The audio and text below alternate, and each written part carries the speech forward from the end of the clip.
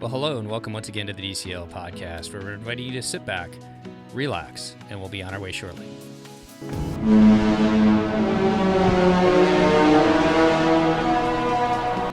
Well, welcome back to the DCL podcast, your podcast to cruise a little smarter. I'm your host, Lake, and I'm joined by my co-host, Christy. Christy, how are you today? I am well, Lake. How are you? Doing pretty good. Excited because we get to talk about one of the first, or if not the first, Alaskan sailing of the year. Second, I think. That is still pretty close, but I love this time because we get so many exciting sailing requests between ships being in Europe, ships being in Alaska. It's just a fun time to record. This is like key podcasting time. Like, besides the fact that our lives are absolute insanity, if we can get past that part, the topics are just, it's key. It's key times. Yeah, and this is one of the last shows we'll record before you're on your big trip, too. Why don't we move into today's sailing and today's guest? We would like to welcome back to the show, Johnny. Johnny, how are you today? I am fantastic. Thank you for asking. Let's give our listeners just a quick little recap of your Disney history, because again, they may have missed the other episode or we may not have aired it yet. So, recap for my Disney history. I live in Southern California, so I frequent Disneyland all the time, and I love going to Walt Disney World. So I'm very accustomed to the parks. This was my second ever Disney cruise, funny enough, but we have so many on the docket. It's not even funny. The running joke with my friends is that I'm going to be platinum in like 3 or 4 years with how many cruises we're going on because we love it so much. We love Not that. the worst situation to be in. Nope. Well, Johnny, why don't you tell our listeners what cruise you booked this time then? So this cruise that I quite literally just came back from because I flew back home last night was the 7-night Alaskan sailing from Vancouver aboard the Disney Wonder. And what made you want to book this sailing? So when my family and I were sailing aboard the Disney Fantasy, we were talking about how much we love the ship and how we really want to experience something different. And my dad had previously been to Alaska on fishing trips to where he'll fly up to Anchorage and they'll depart out of Homer and they'll be like 80 miles offshore doing the deep sea fishing. And he mentioned how beautiful the scenery is out there and how he would actually love to take us up there to experience it because my mother and I would not be caught dead on a tiny little boat like that. But we were looking into what sailings they had for Alaska up there, and they actually had one that fit perfectly around my birthday and my mother's birthday. So we already had booked a placeholder on board. So I actually went down to the guest services desk and called them from the phone and booked this sailing while I was still on board the ship. That is hilarious. Love that. Well, your sailing departs out of Vancouver. How did you get up to Vancouver, and did you do anything pre-trip? We did. We actually flew into Vancouver on the 17th, and our sailing departed on Monday the 19th. So we were in Vancouver for 2 days prior to us leaving, and it was actually really nice being able to explore the city and everything like that. We stayed at the Pan Pacific Hotel because from all the research I had done, it was unparalleled convenience. It was literally perfect just being able to take the elevator down and you're right there at the port already. But there's a but with that hotel, and you and I messaged about it. Like, the convenience is absolutely incredible, but you are traveling as a party of 3 adults. And what is the bedding situation in that hotel? They are unfortunately double beds, not queen beds. Like we're in college, or... Yeah, they were very small.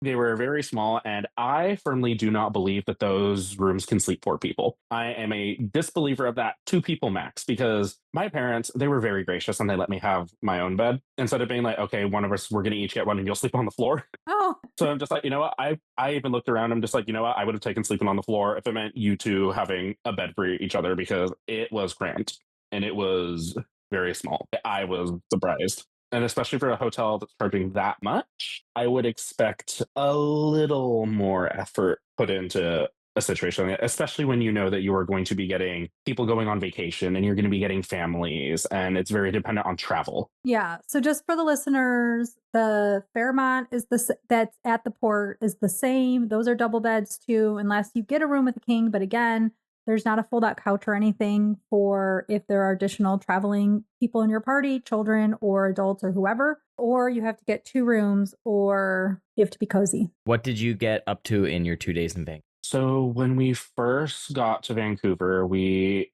checked into the hotel. Our room wasn't ready. So we actually just decided to walk around Canada Place and the convention center. So we kind of just walked around the city, explored a little bit. I wanted to take the public transit that they had over to the hotel, but considering how much luggage that we had, it wouldn't really be feasible, especially because we found out later on that one of the little roller wheels on my mom's suitcase was busted. So it was actually really difficult just dragging it around. So we Ubered from the airport over there and kind of just walked around the area, really saw what there was. Beautiful pictures from the waterfront over there. It was just absolutely fantastic. So we got there really early. I think it was like 9 a.m. by the time we got to the hotel. Like we had a really, really early flight out of San Diego.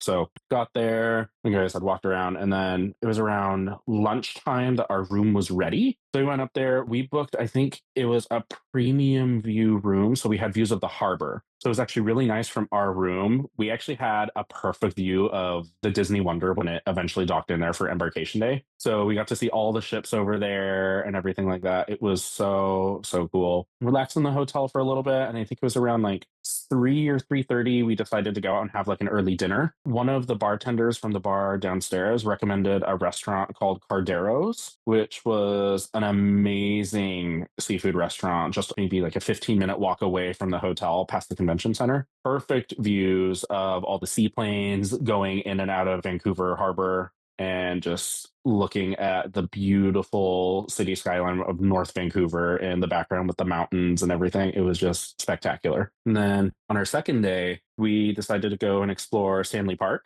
And we had so much fun going over there, just walking around, checking out all the different things that they had there. I really wanted to go see the totem poles. So we were able to walk around, see the totem poles, just walk around the little walking trail that they had. And then they also had like the bike path wandering in and out all around it.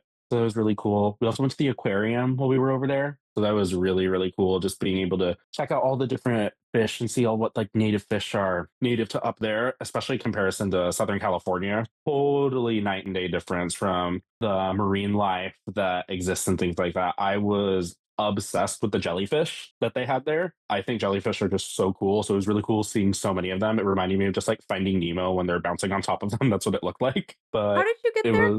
we Ubered. Okay. We Ubered over there because we were going to walk, because it actually was within walking distance. I think on the map it said it would take around 45 minutes to an hour to walk there from the hotel, which me and my dad were totally okay with. But with my mom's knee issues, we're just like, we're not going to risk it because we know we're going to be doing a lot of walking in the ports, and we want to make sure that she was good for what the actual vacation was and not overexert herself prior to that. So that was a lot of fun. And then after walking around Stanley Park, we were just all absolutely just dead tired, exhausted. And we were walking around in the downtown area, and we actually walked by, I think it was the Fairmont Pacific Rim. I think that's what the hotel was. We walked by there, saw they had like a nice little bar set up in there that looked really cool. So we actually walked in there and had some dinner. And It was really, really nice. And it's across the street from your hotel.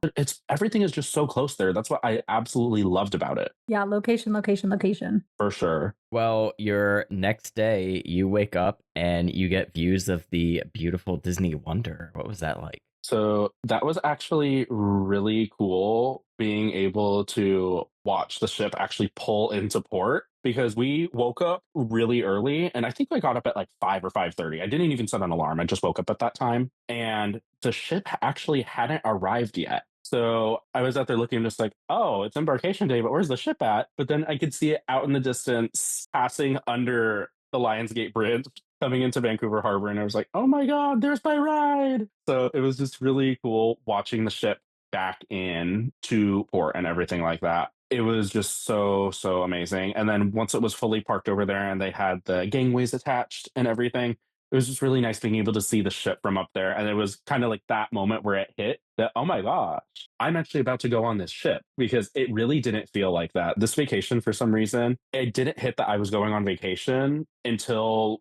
we were downstairs in the terminal going through the check-in process. Like, it just felt like, oh, I'm just visiting up here for a little while. I don't even know why it felt like that, but it was right then and there when I just started to get really, really excited. Before we embark on the Wonder, we actually need to backtrack and talk a little bit about the type of room you booked and then what you were able to book ahead of time and what that process looked like. Yeah, so we booked Category 2A concierge one bedroom suite with veranda located on deck 8 midship. We were really lucky to be able to get this room because when we initially booked this cruise, the only suites available were actually the accessible ones in the aft of the ship. So that was the one that they initially placed us in, but then I was just checking the website daily to just see if we can get it moved because we didn't want a white wall veranda and they had it available, so we were able to move it. And the concierge benefit I cannot emphasize enough for this specific cruise, and I feel like they're very, very good for the Alaskan sailings because of the port adventures, because the port adventures sell out very fast. We were able to get every single thing that we really, really cared about and really, really wanted because we had concierge. So I had that email sent 130 days out to get all of our excursions taken care of. And when I checked my Navigator app the following week, everything was all booked and it was the exact times that we wanted. They were really, really great being able to accommodate us getting 2 adventures in Skagway because we were in port for so long, and they were able to place it to where there was enough time for us to rest and recover in between the two. So it wasn't back to back. Nice. Well, let's get back into it then. You embark on the Disney Wonder for the first time. What was that like? I cried, to nobody's surprise. I had seen so many different pictures of the ship and what all the beautiful common areas looked like. And it was right then, I was like, I had a pinch me moment when they called out my family name. And when we were walking through the atrium, it was just spectacular. I can't describe that feeling of joy that I felt in that moment. I was very surprised at how small the atrium was on the Wonder in comparison to the Fantasy, but it's really funny because I found it to be a lot more charming and intimate versus the Fantasy. I was about to say those ships are so much smaller, but they are so much more charming. Like just overall, like the magic just absolutely stole my heart when we got on her for the first time. I can't even describe it. It is just so good. I found myself just walking around the atrium around like midnight, 12:30 multiple times during our sailing just to really experience it and see what it's like. I just fell in love with it. It was so beautiful and so stunning. And I love that ship so much. Within the first 2 days of being on that ship, I'm just like, is this really going to overtake the Fantasy as my favorite? And it hasn't. It hasn't. The Fantasy is still my favorite. Because she's so good. But she's so good. I absolutely love it. And I was always thought it was weird when so many people that have sailed on so many different cruises with Disney and they still say that they prefer, obviously they prefer the classics, but they specifically prefer the original 2. And I always thought that was odd considering that the Dream and Fantasy still have all those elements of the first 2, but they're plus. But it's like Disneyland, and for me, it's like Disneyland and Disney World. Like one is smaller, but one has that charm, has that intimacy that you cannot replicate. Right. It's just spectacular. And I think it's like a first love thing too for a lot of people. So if the Magic and Wonder were the first ships that you sailed and you sailed, like there are some people like Steve who those were the ships he was on the most. And it's just a first love. You know, it's hard to move past. Yeah, I totally get that. Well, let's stick with the Wonder for a little bit. We will not get into every little detail, being that Alaska is so port heavy. So we'll talk a little bit about highlights. First off, what were some of your favorite spaces from around the ship? My favorite space, easily the atrium. I absolutely love the atrium. I love the chandelier that they have in there, the carpet, the Ariel statue. It is just picture perfect. It is so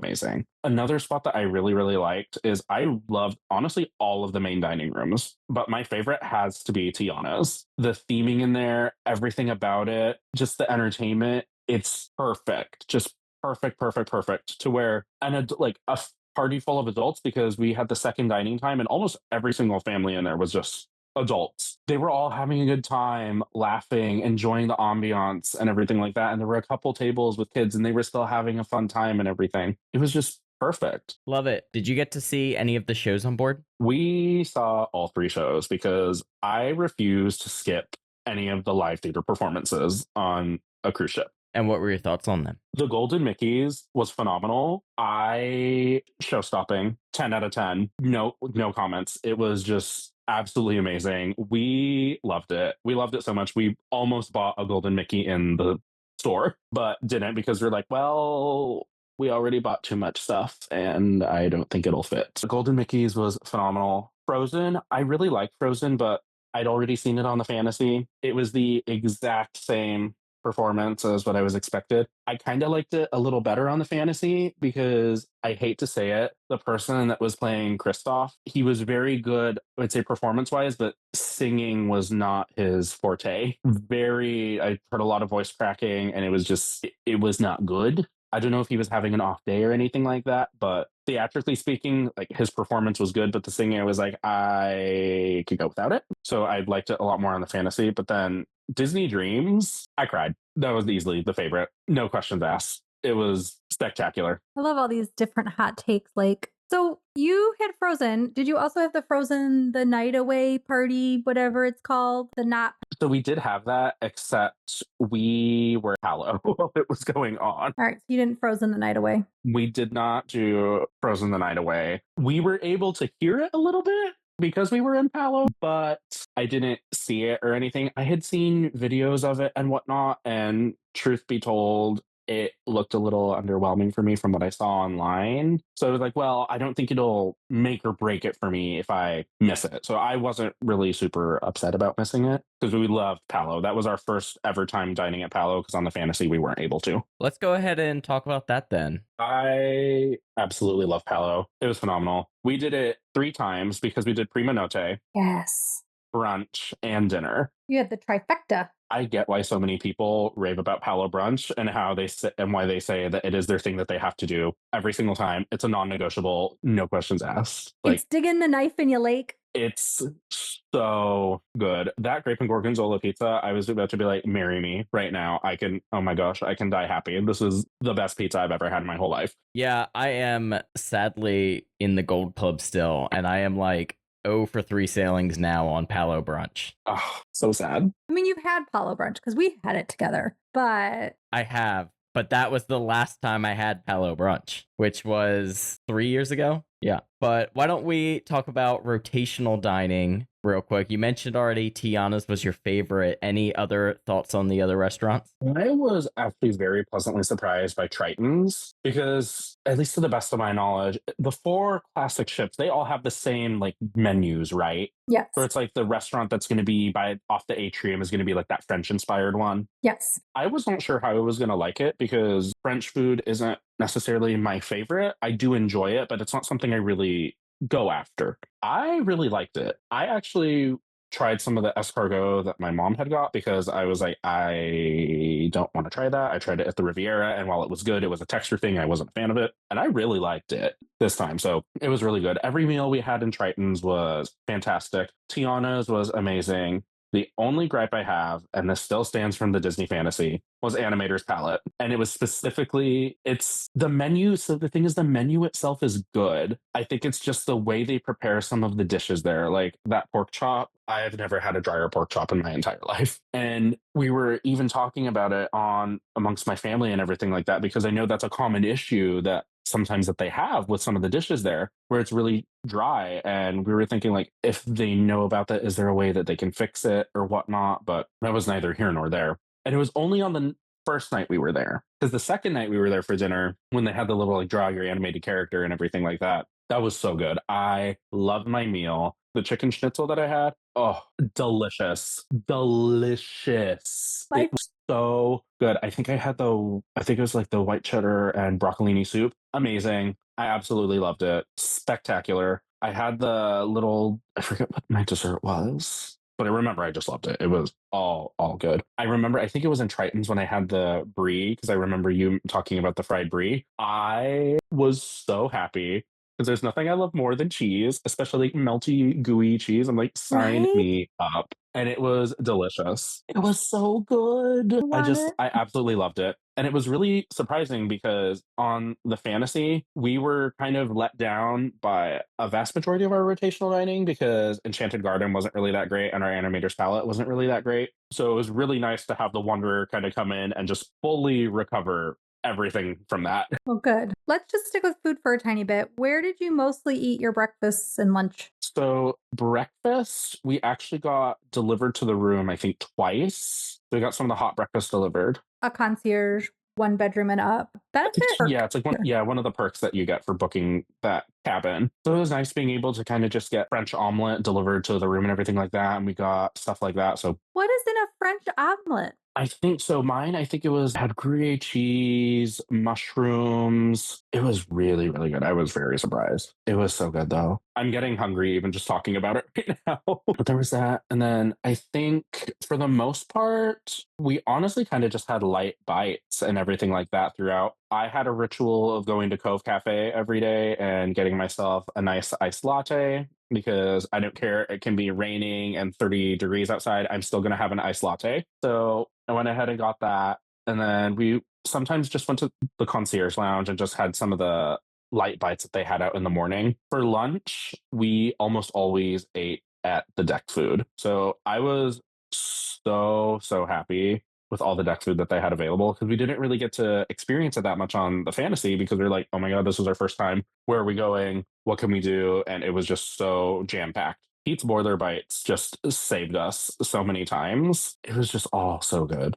It was so funny because my dad loves hot dogs and he was actually really happy to be able to get so many hot dogs on the ship and then have it with the little condiment bar that they have out there with the lettuce, the tomato, onions, pickles, and all the stuff out there. And they were really good hot dogs. They weren't just like cheap generic hot dogs that you'd find at like the grocery store. Like they were decent hot dogs. Same with the burgers too. We were really surprised at just the deck food that they had out there. We're like, this is really good. Like I was expecting some generic kind of like Disney quick service type thing, and it very much wasn't that. Oh, good. Well, before we start discussing Alaska in more detail, I have one more thing I want to hit on. Let's discuss a little bit more about your stateroom as well as what you thought of the Wonders Concierge Lounge. I could yap forever about my stateroom. It was stunning. What I found out is that it was actually one of the, I think like 6 or 7 rooms that was renovated when the Wonder went into dry dock in 2023. So it did away with the burnished wood and Art Deco styling that we had on the Fantasy. And it was a lot of these more nautical, like blue, more airy elements. The bathrooms were like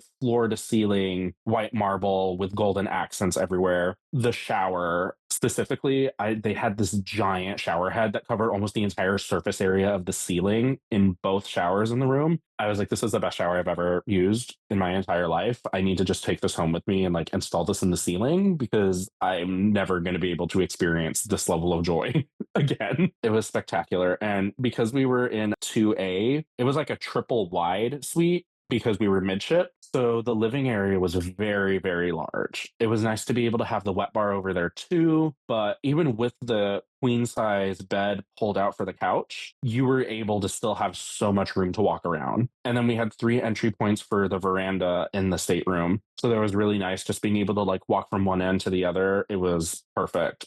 My parents absolutely love the master because that king bed, they even said they're like, we got so much good sleep on it because it's so plush and just perfect. My mom was able to utilize the little bench that they had in there to get ready in the morning, as well as the vanity. The storage space in that room was insane. Like the walk-in closet that they had was massive. They were able to store everything in there. I was able to use the closet that they had out in the initial walkway walking into the stateroom, and there were just drawers galore. You could easily have like the occupancy of the 5 people in there for a 7-night sailing, and there's enough storage for everyone and everybody's going to fit comfortably. It was very, very impressive. And what about the lounge? We loved the lounge. Our host that we had in the lounge, it was Gideon, Ashley, and Fabiola. They were fantastic. I went up to them with so many different things throughout it just to help with like minor little assistance because we just had some like technical issues with the app and it wasn't working or whatnot. And I needed assistance canceling some stuff because it was within the 24-hour window to cancel like a pedicure for my mom or whatnot, but it wasn't letting me. So they were able to help me with that. Super, super easy. But the lounge itself, it was so much bigger than the lounge on the Fantasy. I was like, what's going on? How is this ship as old as it is? And the Fantasy is relatively newer and it's so small. But it was really nice just being able to go in there. They had the glass windows that let you see out onto the outer decks. And then my favorite part was they have a rooftop deck that goes up to deck 11 on the outside. And I was able to get some really, really good footage of us going under the Lionsgate Bridge and hearing the ship's horn when we were going under there. It was just perfect. You were able to go up there when we were sailing down the inside passage because it was shaded and we could go ahead and just sit up there with a little snack, maybe a little drink in hand if it was after 5, and just really enjoy the nature around us. Awesome. Well, let's turn this towards the main part of the show, Alaska. First off, you spend a sea day both coming there and back in the inside passage. What was that like? That was spectacular. It was so nice because we were in the inside passage, so we weren't really getting choppy waters. It literally just felt like we were gliding on the water, and it felt like the ship was docked, honestly, because there was no movement. It was really weird. It was so nice just being able to sit on the veranda for our room and just look at nature as we were going by. We had our binoculars out trying to see if we could see anything on any of the islands. On one of our sea days going up there, people saw whales out there, so that was really cool. There would be people out on the deck 4 promenade, and you would just see a bunch of them huddled together, kind of pointing. So they're just, oh, they probably saw a whale or a dolphin. And then on our sea day heading back, we actually saw dolphins right after we had exited the Walt Disney Theater. Oh, cool. So it was really cool just being able to go out there, and they got super, super close to the ship. It was so cool. But one of my favorite things I have to say was just going out onto the veranda and just smelling the salty air, and you could smell the pine. It smelled so clean and so fresh. I was like, my nasal passage, my sinuses are being cleansed right now as I'm speaking. It was absolutely amazing. I got so many pictures of just the beautiful nature over there. It was spectacular. So beautiful there. So beautiful. We were even saying, we're just like, this isn't enough. We need to come back here again. It is hard to get enough of Alaska. What was the order of your port stops, including glacier viewing? So it went glacier viewing, then to Skagway, Juneau, and then Ketchikan. Well, let's start with glacier viewing. You got to go to Dawes Glacier. What was that experience like? Well, before we get there, because the Glacier Day is also the character day. So did you participate in the Alaskan character photo opportunities? So initially, when we saw how long the lines were, because I'm just like, I'm not really a character person, but I thought they were really cute. I saw how long the lines were, and I was like, absolutely not. I value my time. I don't want to have to wait an hour, hour and a half in line just to get a picture with one of them. And I really just wanted to just be able to explore the ship and at my own pace.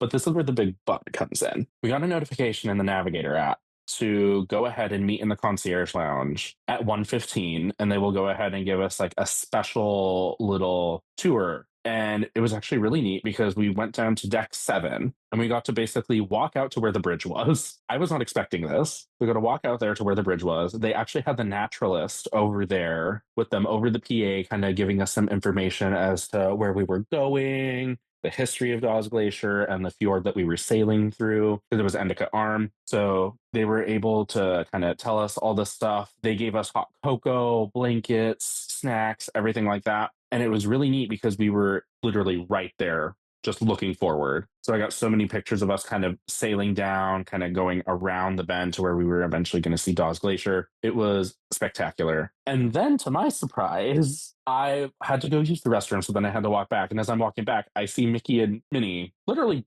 following me. You got both Mickey and Minnie? Yeah. Jealous.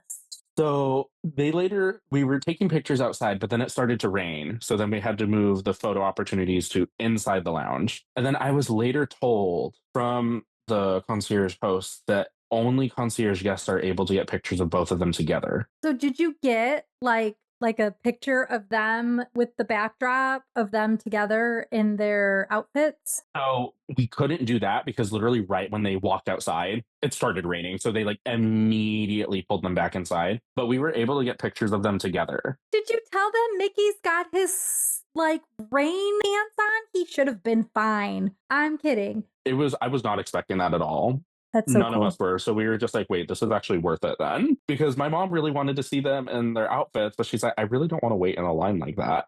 So it was really, really nice. It was a very unexpected, magical moment for us. And then did you book an excursion for this day? Did you book the Glacier Explorer? We did. What time did that depart? So initially it was to depart at 4:30, but they moved it up to 3. We did the adults only one, so it was 21 and up. So we went ahead and did that one because we read in the description, they're like, oh, complimentary drinks are included in that. And then my mom and I looked at each other, we were just like, oh, Glacieritos? Nice. And what do you think of that excursion? I know a lot of people are very much on the fence about it because of the price point of it, because it is, for what it is expensive. I would say it was absolutely worth it for us. If we go back to Alaska, probably not going to do it again. But if it's your first time going, I absolutely think it is worth it to spend the money on that, especially because depending on what the conditions are like up there, the Wonder can only get so close to it, depending on how much ice is in the water. We were very lucky, and our sailing, we were actually able to get the closest that we possibly could to it. Nice. And even then, when we were on those little tender boats that took us out there, we were very, very close. And it was amazing. And we got to see the glacial caving. It fell off the glacier. It was so cool. But we absolutely say it's worth it. And it's a very cool excursion. Yeah, I did it for my sailing, and we also did Dawes Glacier, and our ship never even made it to the glacier. So I was so glad that we had done the Glacier Explorer. But was it serviced by Allen Marine Tours? Yes. Yes, they were so good. I did a couple tours with them. They were so chill. Everybody on there was so nice and so friendly. The naturalist that they had on there was talking a lot about the glacier and everything like that. Even the captain of the vessel that we were on was just like super chill, kind of going over the PA, making jokes and whatnot. On our way back to the ship, we actually got to stop by some of the waterfalls that they had over there on the side of the fjord and got close to that. It was also like we got free whale watching with it too, because they saw that where the whales were in the water, and they actually kind of drove up to where they were at so we could see them. That's so cool that they do stuff like that. It was absolutely worth it for us. We even said, like, amongst ourselves, we're just like, this was definitely worth the money, definitely worth the experience, because especially if you don't know if you're going to ever go up there again, I would rather go with no regrets about what I did and be able to have that experience versus, well, hindsight's 2020, like in retrospect, like, oh, like I wish I had done that. I wish I had done that, because you don't know if you're going to go up there again. Right. Any other thoughts on glacier viewing then? Honestly, not really. We really enjoyed it. We kind of treated it like a sea day, just nice and relaxing for the most part. And then just did that. And then we went to dinner in the evening. Well, then your next day, it's time to set foot back on land for the first time in a few days. And you are in Skagway, which is such a phenomenal port. What did you have planned for this day?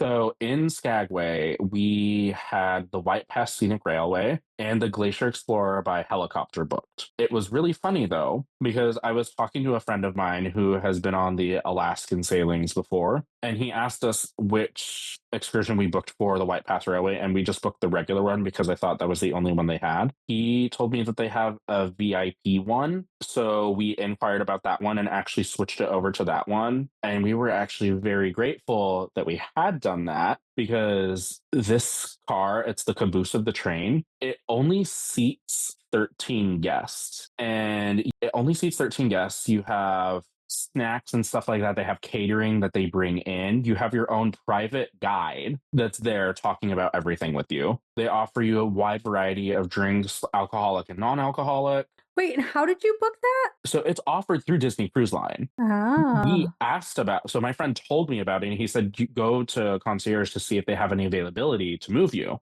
Is it adults only? I think so. In our cabin, it was only adults, and it definitely seemed like more of an adult only experience. But we were really happy we did that, because we saw how jam-packed those other cars were. And for the 3 hours that we were on the train, my family and I looked at each other. We would have gone a little stir crazy, just being that compressed, because we saw how small the seats were and everything like that. And especially like with my mom's knee issues, like she actually has to kind of go ahead and like move it around and get some mobility to it, because if it's stationary for too long, it starts to cause a lot of pain.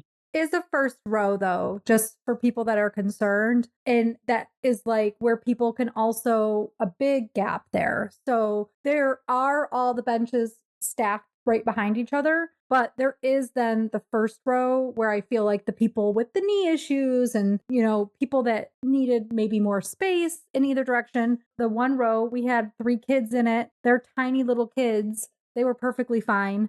The rest of the rows were like 2 adults, which they weren't the most comfortable seats, but fine. So yeah, so at least you know that there's an option for people that if they ever needed it. We didn't even see that. We just saw from what the other cars were, and we just saw how cramped it looked like, because at least a lot of the cars that we saw was a lot of just adults. There weren't many kids in them. Yeah. We were just like, that looks very cramped, like a little can of sardines. So we were just like, oh, we're kind of happy we decided to upgrade it to this one. But it was such a phenomenal experience being able to go up the mountain. And see all that, I would absolutely recommend it to anybody looking to do it, whether it be you do like the VIP one or the regular one. It's a must do, easily a must do in Skagway. This is listed on the Disney Cruise Line website. It's VIP carriage tour on the White Pass Scenic Railway. It's SW59, and it is ages 21 and up, not just adults only.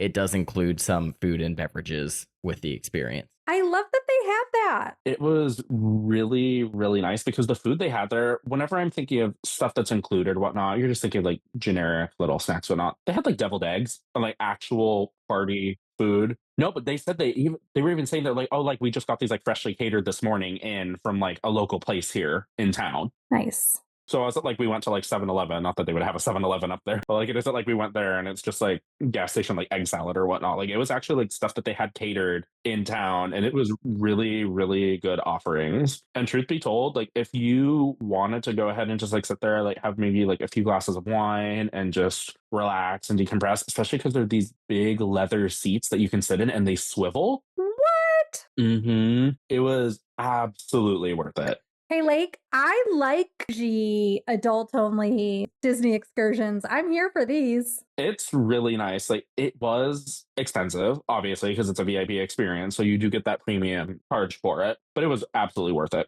Both my parents even said they're like, we're doing it. Yeah. Then your next excursion even got more expensive. It did, but this was truly like a once in a lifetime experience. And we had so much fun. The glacier discovery by helicopter, it's literally like one of the highlights of my entire life. I got so many different videos when we were up there. I was lucky and I actually got to be sat up front with the pilot while my parents were in the back. And it was really cool because they had us with like the little like that gear on so we can talk to the pilot and everything like that and talk amongst ourselves. And it was like a 20-minute helicopter ride there and a 20-minute helicopter ride back. But just being able to see the fjords and everything like that from relatively up close, but up in the air, it was just magnificent. I have absolutely no words to describe how amazing of an experience it was just riding over there and being able to see the nature from that perspective and do something like that. Phenomenal. How long were you on the glacier for? We were on the glacier for, I think, about like 40 minutes or so. So we were there for a little bit. We were able to walk around and check it out.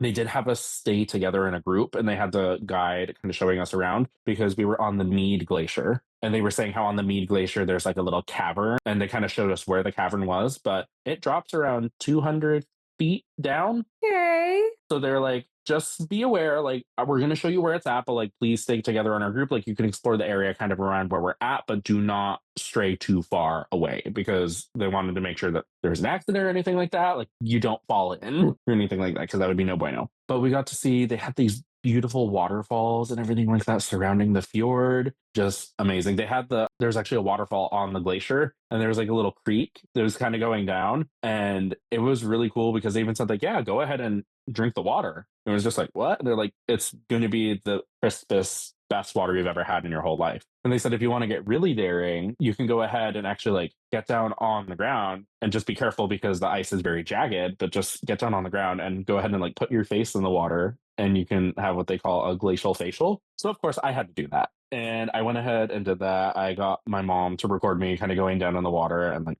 basically shoving my face in this little creek. It was exhilarating. It was so cool. I loved it. It was definitely something I wouldn't think I would have done, but it was really cool. I think it was myself, my dad, and only a couple other people did it. Everybody else was like, no, I don't want to do it. And some of them were even afraid to taste the water, but they even said that like we test it every time we bring people up here just to make sure there's no contaminants or anything like that in it. And they're just like, yeah, we tested it literally an hour ago and this is clean. So it was just amazing. That's so cool. Any other thoughts on Skagway before we move on to your next port? Did you walk around the town at all? We did. So we walked around the town a little bit. We had a gap of around like 2.5, 3 hours between our helicopter one and the White Pass Railway. So we explored town a little bit. We wanted to try to eat food in town, but we did not want to wait because there were 4 ships in port that day. The lines for every single place were just really busy. We're like, we don't want to wait.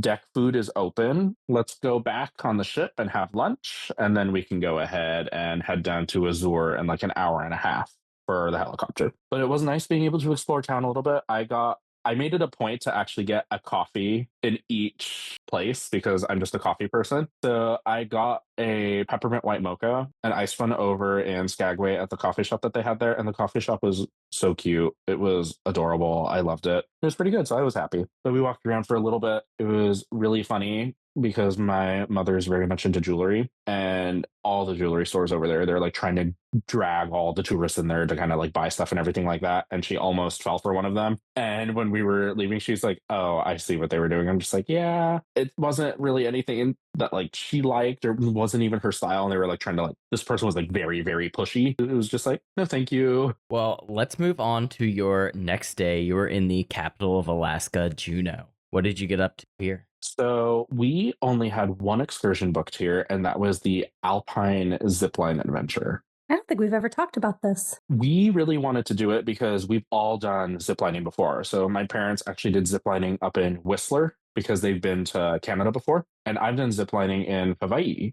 So I was like, oh, this will actually be cool because I'm just like, one's more tropical. This one's going to be very much like more like woodsy and just alpine, like how it says. So we went ahead and did that. It was about a 25-minute bus ride over to where it was because it was very much in like the outskirts of Juneau. It was actually on the other side of like the pass that they have there. So we had to cross the, I want to say river, but like cross the pass that they had to go up there in the mountains to this little resort that they had, because you could definitely tell that during the winter it's like a ski resort because they had a ski lift. But went over there, it was really, really cool being able to be up there and just like zip line from the treetops and everything like that. At one point we were like 100 feet up in the air going over one of the creeks that they had there. So really, really nice being able to see all the scenery from up there and kind of just go from like tree to tree, just going around the little area that they had.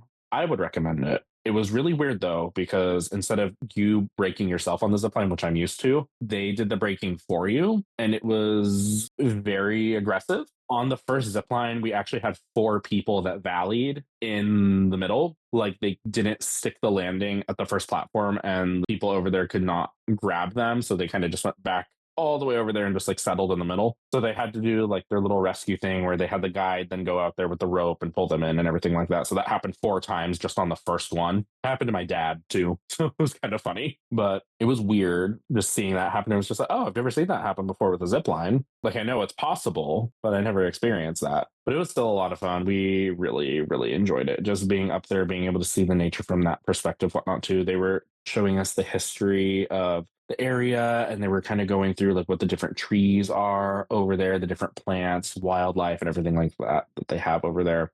Really, really nice. Awesome. Did you get to do anything in downtown Juneau as well? So that our excursion was only like 3 hours. So we did have time to go ahead and explore downtown Juneau a little bit. We took the little sky tram they had over there to the top of, I think it's Mount Roberts. So we did that because we just like, oh, this would be like a cute little thing, like different perspective up there. I didn't know that up there was mostly just hiking and everything. So in retrospect, I kind of wish we hadn't done it because my mom can't go hiking right now. So instead we went up there and we were hungry. So we saw there was a restaurant up there and we went to get some food over there. I saw that in the windows that they had like different awards that they had won or something like that for their foods. I'm just like, okay, this place must be good. Spoiler alert, it was in fact not good. It was like some of the most stereotypical like tourist fish and chips I've ever had. I got the halibut and the halibut was really, really dry and they were just like small little pieces and it was just like, well, it's food. We're hungry. We're just going to eat it.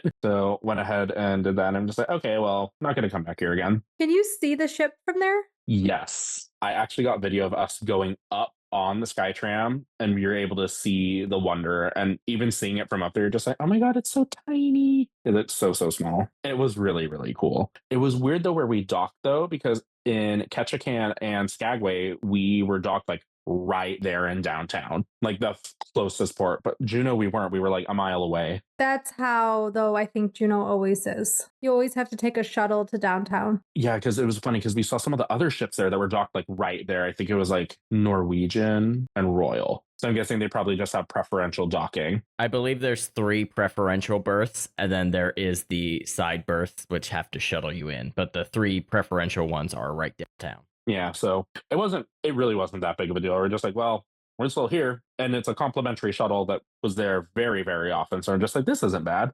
after the lackluster fish and chips that we all had, we kind of just explored up there a little bit, walked outside. There was a beautiful view of a creek up there in the mountains, and it was all snow capped up there. So it was really, really cool to just see that. We went back down after that. Maybe still had like an hour and a half before our all aboard time. So my family decided to head back to the ship, and I explored downtown a little bit. I went to a coffee shop that was in downtown, and I got one of their seasonal specialties that was a cherry cream cold brew, which I thought was going to be really good because I've had something very similar to that before. And again, spoiler alert, it was in fact not good. It tasted something akin to battery acid. So I was a little upset about that. And I was just walking around downtown Juneau and just like, this is a really cute little town. Again, very touristy, as one would expect it to be, considering they have a lot of tourism going through there, especially during the summer months. But it was still a really nice area to walk around. And then when I was walking back to the ship, I actually found another little coffee shop that was just like a little kiosk that was set up there, and that actually had like a pretty decent line of people. So I'm just like, oh, this place must be pretty popular and willing to bet it's going to be good. So I risked it again. I had a nice little lavender latte after that, and it was delicious. So no complaints on my end. But after that, I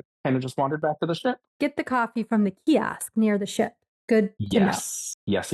It's actually like right outside where they have the little sky tram, because I think they have like a co-op marketplace or something like that over there. But it was amazing. That was actually probably like the best coffee that I had out of all the 3 ports. I was like, okay, I like this a lot. Well, you have one more port stop, Ketchikan. What did you get up to there? So in Ketchikan, this was the most adventurous of all the excursions we did. We did the Alaskan Boatman. And what that entails is taking this tiny little 13-foot long Zodiac boat out into the waters over there, out into the Pacific, and your guide is on another boat, but you get to boat around the water for like 2 hours, just exploring all that Alaska has, all the nature, everything like that out there. This was also, again, one of the top highlights of my whole life. It was very adventurous. I would not recommend it for somebody who does not like going on thrill-seeking, more adventurous excursions, because this was very much something where like you're piloting the boat. My dad was the one driving the boat, and it was just the 3 of us in it.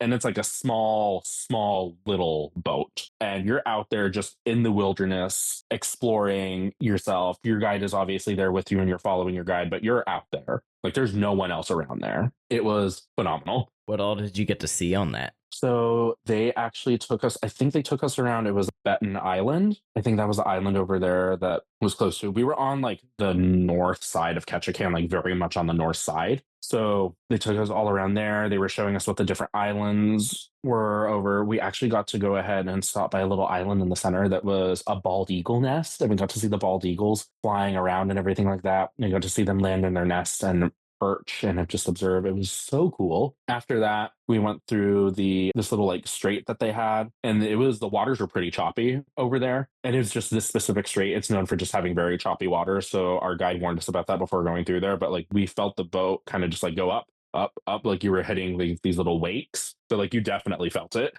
Like it was moving. But we went over there, saw some whales and everything like that. So we were really, really close to like the humpback whales when they would come up over the water. It was really, really cool getting to see that. We saw some dolphins. We even saw, I think it was like the seals that they have up there. They said that area has also been known for like having bears and spotting bears. We eventually did see like a bear in a tree. Like we could see like a little butt in a tree. So that was really, really cool being able to see something like that. It was absolutely amazing. What gear did they provide you with to do that, if anything? I basically look like a model for Helly Hansen by the end of it, because they supply you with everything waterproof. They suggest that like, you wear your regular layers and everything like that. So I had like a Spirit jersey sweater on as my main layer, and then I had my vests, and then I had my waterproof jacket. And then over that, I was wearing like the Helly Hansen waterproof protective gear that they have. They give you pants, boots, gloves, life jacket, like everything you need to be waterproof. I somehow wasn't waterproof enough though. I also blame the weather for this, because it wasn't raining when we started our excursion, but then a storm started to move in. So it was actually very exhilarating towards like the latter half of our excursion, because the water started to get more choppy because of that storm coming in. So they're like, okay, cool, we gotta move us inside. And I was just getting sprayed with seawater for that next hour just completely going on me. My mom was sitting next to me laughing the whole time because I just kept getting whacked with all the seawater. And it eventually, my jacket couldn't zip up all the way because it pretty much would have been like choking me. So all the water kept getting under through to my sweater. So I was drenched by the end of it.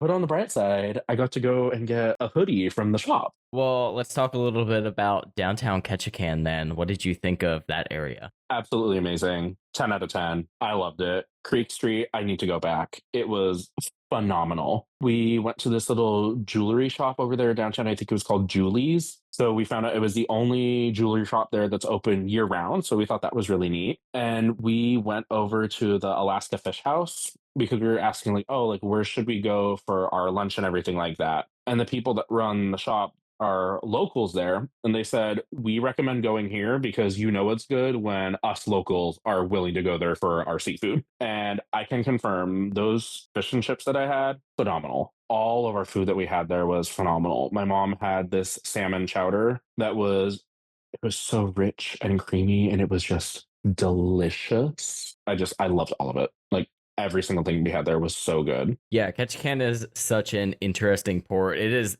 very touristy, but it's also got a lot of really cool history in there. And you can also find any sort of tchotchke that you could possibly ever collect in Ketchikan. We noticed that, and it was very interesting, kind of just like checking all that out. It was funny though, because a lot of my friends that had been up to Alaska before, they were saying, you have to go to the lumberjack show, like go check out the lumberjack show. Like that's what they're known for and everything like that. And I'm just like, I know I'm a tourist. I'm not that kind of tourist though. Yeah, I think the lumberjack show is great if you have like 12-year-olds that are really into dad jokes. Like, maybe 8, maybe 12 is too old. So maybe it's like 8 or 6. And I'm just like, I think it's cool. Like, if that's your thing, like you want to go and experience that, like, yeah, by all means do it. I'm not trying to shame anyone for it or whatnot, but like, that's not my thing. Like, if I'm there in town, like, I really just want to walk around and explore and just check out what it has to offer. Especially because, at least for me, like, when I'm thinking of lumberjacks, I'm thinking like we have stuff like that up in like Big Bear, because Big Bear is like 2 hours away from me. I'm like, I could drive up there and check stuff like that out during like winter season. But I don't have a need to go ahead and do that up there. But we heard it from the fish house because it was right next to it and it was loud. They were really, really loud. It was still really cool. And then getting to walk over to Creek Street, we went into some of the shops that they had over there, and we actually ended up buying a couple of mugs that had like an indigenous that were designed by somebody that lives up there. That was a native Alaskan. His father actually designed it, and he's now the owner of a shop because his father passed away a couple of years ago. But it was super, super cool just being able to go in there and just really experience that. Everybody there was so friendly and kind. I just loved it. I just can't speak highly enough of Ketchikan. It was spectacular just being able to go over there. I got so many pictures of Creek Street, just seeing the creek running through over there. They actually had this sign that I think it said like "see you later," and I tried to get it framed with the Disney Wonder in the background. And it was so pretty. We loved it. We did not want to leave. And I hated that was the port that we were there for the least amount of time. And like we got there so late and we had to leave by like 6:45. I'm just like, why can't this be like Skagway where we get in really early in the morning and then we just leave at 8 p.m.? Because you have to get back to Vancouver. I mean, I do, but like I didn't have to actually. Okay, the ship has to. I do, but I didn't. Unfortunately, too, it's another port stop where the berths are super competitive. So it is pretty common that you're going to get like a half day in Ketchikan because another ship is rolling into your spot right after you. Or before, in Disney's case. Yeah. Well, and the commute. So that's, part of it as well. Well, any other thoughts on Alaska before you head back to Vancouver? Truly, no notes. Amazing. We already talked about it amongst our family. We're just like, so when the 2027 itineraries drop, we will be booking. We loved it that much. My mom was joking. She's just like, I wonder if they have a 9-night sailing. And then I saw for the 2025 season that they do have a 9-night one that goes to Icy Street Point and Sitka. Oh no, it was Sitka and Victoria. And I told her that and she looked at me. She's like, well, why didn't we book that one? I'm just like, well, because it just wasn't available for what we wanted because we booked so late. But she's like, next time we go up there, she wants to do a 9-night itinerary if they have it offered because we just could not get enough of it. It was amazing. I love it. Yeah, that is one unfortunate thing about Alaskan Cruise, or really cruising in general, is that you were getting a taste of all of these experiences. But at least in Alaska, it is all like the story of Alaska, opposed to, a Mediterranean where it's a little bit of this country, a little bit of that country. But you definitely leave really feeling like there is so much more to explore and want to do there. That's the one thing I do enjoy about cruising, though, is that I am able to go to all of these different places and get a taste, because I'm the type of person where I would rather go and try to experience like as many different things as I possibly can. And then like maybe later on in a couple of years, like, okay, then I can go back again and maybe dive a little deeper. But I was able to at least touch the surface, go there, do the things that I really, really wanted to do. And then I can go back and just take my time, maybe a little bit slower pace. So that's what we absolutely loved about it. And that's what my family loves about cruising now in general, too, because we're able to kind of go to all these places and they're just like, oh, we don't have to worry about packing up or anything. Our hotel's floating along the water with us. Yeah, that's our favorite feature of cruising too. Well, and it's like Lake would say, it's a choose your own adventure. You get to be as busy or as relaxed as you want. So that's why, to me, cruising is so great for multi-generational families, because literally everybody can do what they want and they can come together for dinner or what meals or whatever, that dynamic is. But it allows, and not even multi-generational families, friend groups, because we can all do what we want and then we can come together. And to me, that makes it so special. It's funny that you mentioned that, because our cruise that we have coming up in November on the Wish, that's exactly what we're doing, because it's my family and then it's the three of us plus my cousin who's never been on a cruise and never been to Florida in general. So we're doing a bunch of fun stuff over there. But then it's some of my very close friends that are actually pretty close with my family too, to where we all intermingle with one another, talk to one another. So we're going to be able to do all these fun things together. But you're right, it's choose your own adventure. We can all do whatever we want during the day, but then in the evening, we're all going to be able to get together, have a meal together, go to the Walt Disney Theater, check out the show, and just spend some good quality time with one another. Yeah, that's really what is great about cruising and cruising Disney. Well, you get back to Vancouver, and I believe you had a couple days there. This time, just the one night. So we decided to fly out the following day. But on the day we got back, we checked into our hotel. Our hotel room was ready pretty early. We actually got in it at 10 a.m. So I was pleasantly surprised by that. We took a break for a little bit, but then we got some breakfast. I think it was at a restaurant called De Dutch over in the convention center. It was absolutely amazing, like delicious Dutch inspired like pancake. I got one with like a hash in it. It was phenomenal. Like amazing. 10 out of 10 would recommend. Like if you're there looking for a good breakfast or brunch spot, absolutely go there. They were fantastic. And then later on in the afternoon, we actually decided to go to the Capilano Suspension Bridge. And how was that? That was amazing. I absolutely recommend any guest go over there. How did your mother do? Oh, she was afraid. She was afraid. There's like the fear of the suspension bridge over the gorge, but there's like a million steps and stuff. So it was like, this is the thing that did her in, because she actually really wanted to do it, because I talked about going to it and I told her that it's a lot of walking and going up a lot of steps, but she saw the views and everything like that over there and she's like, I really want to do this. Like, I'm going to do this no matter what. Did she regret it a little later? A little bit, but I think it was very, very much worth it for her because she was able to experience it. But the bridge was so much fun. I absolutely loved it. It was really cool just being able to go over the Capilano Creek. You're suspended like, I think it was like 200 feet in air or something like that. Whatever it is. And it swings. It's not a stable bridge, hence the suspension. It was actually really funny because I saw a bunch of people walking on it and they're like grasping the cables. And I was walking there not holding anything. Like my dad and I were just walking down, not holding anything, keeping our balance. And we're looking around and I'm just like, I can definitely tell I'm the odd man out, but I'm still having a lot of fun. So we walked over to the other side. We actually explored everywhere there was to go there. We walked up through the different trails that they had there, like on the paths, going through the different areas. They had like an area dedicated to like insects. They had another area dedicated to the birds of prey that they had there, because I think there was like a peregrine falcon and one of the hawks that they had. Oh yeah, my son loved that section. We spent so much time there. Yeah, we loved it. We were actually chatting with one of the people that was holding the falcon. So we were talking with him for a little bit. We went over to the area where they had the banana slugs. So that was really cool. We walked up where they had like a little tree walk that was in between the trees on like these little like narrow pathways. Super, super cool. Just getting these spectacular views of the nature over there and the creek.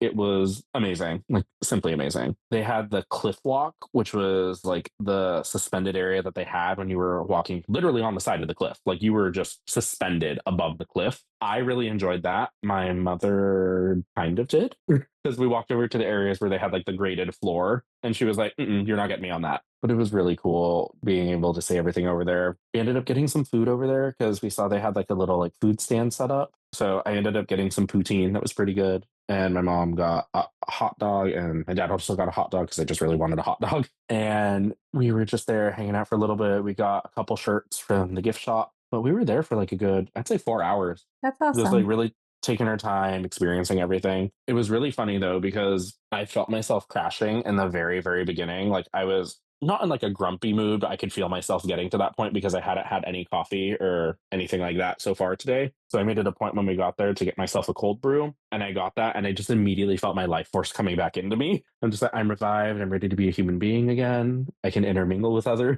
That cafe up there is cute too, anyway. It is. I loved it. It was really, really cute. So we just had a lot of fun over there exploring. We really wanted to try to go to Grouse Mountain too, but we just didn't have enough time to go ahead and explore it. And my family was even talking to like, we could easily just go up to Vancouver for a whole week and have that be a vacation, because Vancouver is such a beautiful city to where you can go there and just explore the downtown area. I just loved how everything was so walkable in downtown Vancouver, especially by the waterfront. It was spectacular. Even going into like the little suburbs that they have when you're getting closer to the airport, there's so many different areas where you could just walk around and just explore what the city has to offer. So we just loved it so much. Like I fell in love with Vancouver. It's just such a fantastic city. Yeah, I love that Disney Cruise is out of there. Well, Johnny, we are running a little long here, so I will just ask you one final question, which you already alluded to, but what is next for you?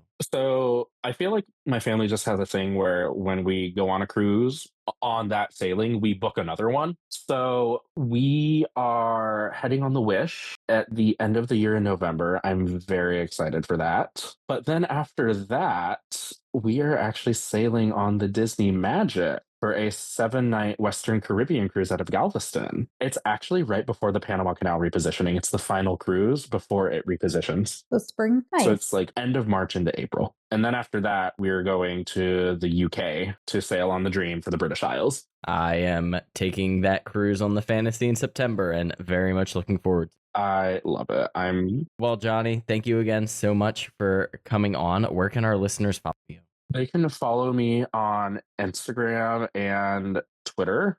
My Instagram is actually Grand Cal Stan. Grand Cal is in like the Grand Californian Hotel. And then on Twitter, it's actually Grand Flow Stan, as in the Grand Floridian. Awesome. Well, thank you again so much for coming on and sharing your adventures on the Disney Wonder in Alaska. Thank you so much for having me. This has been such a phenomenal time just talking with y'all about it. Of course, it's always fun to relive our cruise memories. It's the next best thing to being on a cruise. It really is. Well, Christy, where can our listeners follow you? You can find me all over the internet at Pack Your Pixie Dust if you'd like to work with me. Lake made a wonderful little contact Christy note in the show notes, and you can fill that out and we can be in touch to book you something going forward. Lake, where can we find you? And you can find me on Instagram and YouTube at MouseGen. And you can follow the podcast at DCL Podcast on Facebook and Instagram. And of course, help support the show by visiting us at patreon.com/DCL Podcast, which, by the way, Johnny is also a fellow Patreon member. So we would like to thank you for your support of the show as well. Yes, thank you, Johnny. I love being a part of the Patreon group. It is really fun just being in there, especially the Facebook group. I love being a part of that Facebook group. I told you when we talked, because that Facebook group, 10 out of 10, it's not us either. It's not Lake and I that make it great. It's the other Patreons, whatever we're calling them, that make that group so wonderful. So it's just such a great community. It really is. I'm so happy I'm a part of it. Thank you. Christy and I just posted that episode highlighting deals, and we were talking about that Norwegian Fjords cruise. And just today, someone posted, man, I can't stop thinking about that cruise and that deal. Like, who else wants to go on it? And everyone immediately was like, yeah, us too, actually. Yeah. So it is a lot of fun and a really great group of people. But that is going to wrap up this episode. Johnny, thank you again so much for coming on, and we will see y'all next time on the DCI podcast. Bye, guys. Bye, everyone. Bye. Well, it's going to wrap up our show. Once again, we want to thank Johnny for coming on and sharing his family's adventure in Alaska.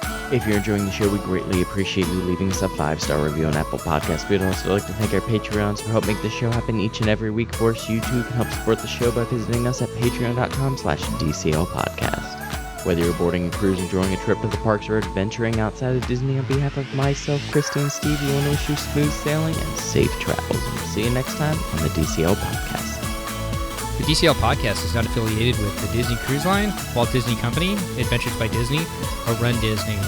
All of the opinions expressed on our shows are those of the hosts and the guests who appear on the show. If you have any questions about any of these products, please contact the Walt Disney Company.